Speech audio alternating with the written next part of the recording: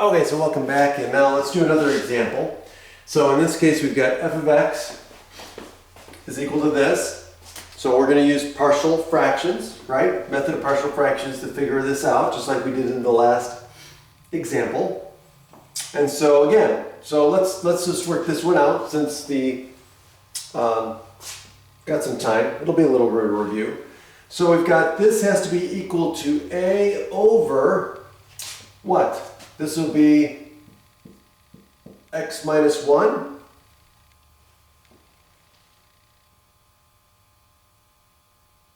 plus b over x minus 2. Okay?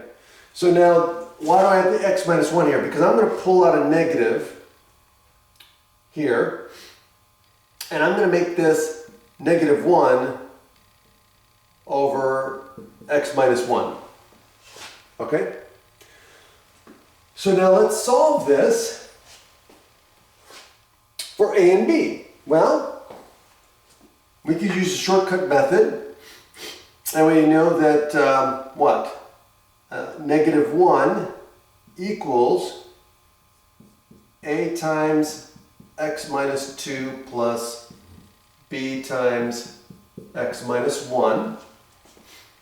And so if x is equal to 1, right? So if x is equal to 1, what do we get?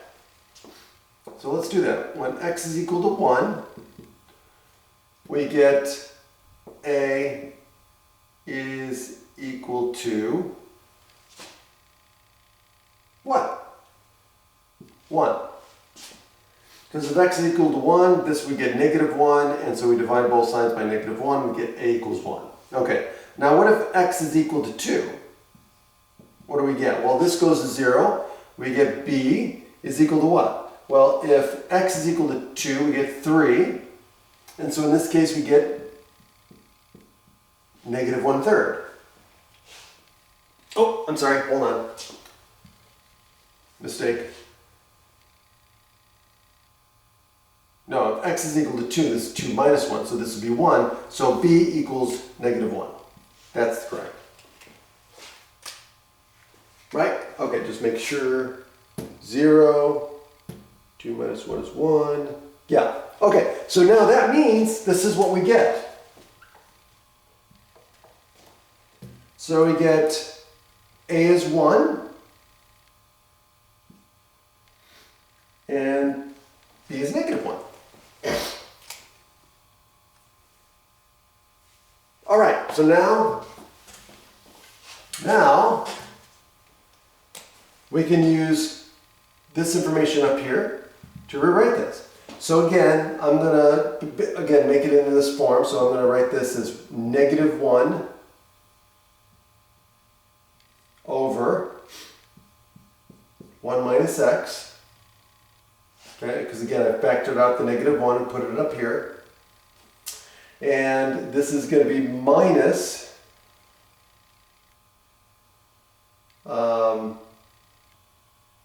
actually plus. We'll leave it as plus. So if I pull a negative out of here, I get, and I add it up to here, so this is going to be 1 over what? 2 minus x. Okay. And now I'm going to again factor out a 2 here, right? Because I got to have, this has to be 1. So if I factor out a 2, then this becomes negative 1 over 1 minus x plus 1 over 2 times 1 minus x over 2. All right, so I'm almost there now. Now I just have to put this up here in the numerator by multiplying the top and the bottom by the reciprocal of 2, or 1/2. So if I multiply the top and the bottom by 1/2, I'm there. So that means I end up with negative 1 over 1 minus x plus 1/2 over 1 minus x over 2. And now I can represent these as power series. based off of this, right? So now I know I can represent this. This is going to be what? It's going to be negative the summation of this, x to the n. Oops. Okay?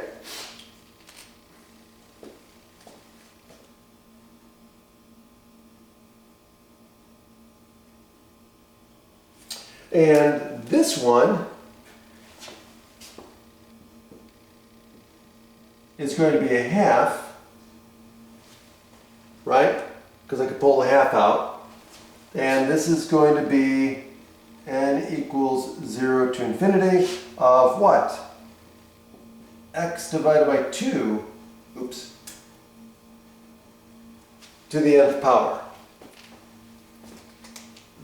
And now, again, we look at the interval of convergence.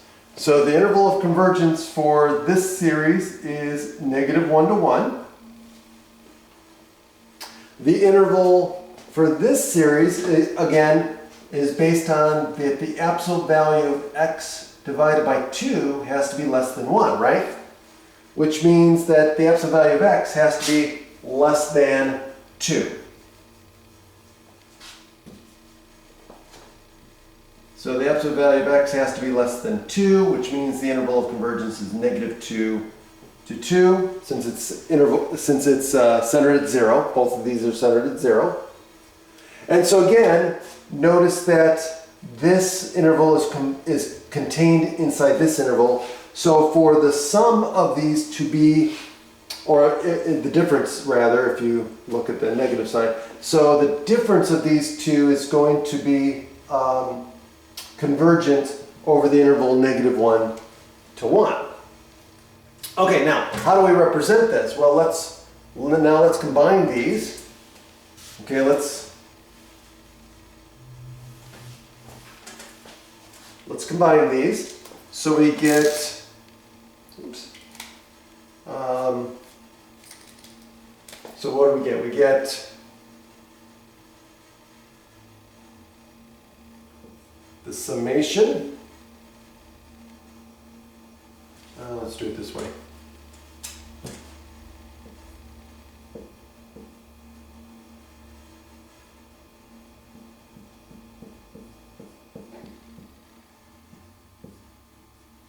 Okay. Is equal to the summation as n equals 0 to infinity. And so now if we combine these, we get negative x to the n plus 1/2 x over 2 to the nth power. Okay. Now again, if I factor out the x to the n, right? So I can distribute the n to here and here. So this is going to give me the series n equals 0 to infinity. And this is going to be -1 plus 1/2, or 1 over 2 to the n plus 1 power times x to the n.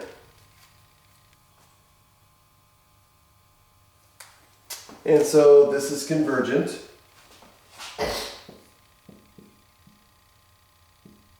from -1 to 1. And you can see that by looking at that this is centered at 0, and of course the absolute value, this is convergent when the absolute value of x is less than 1. And that's it. Have a great day.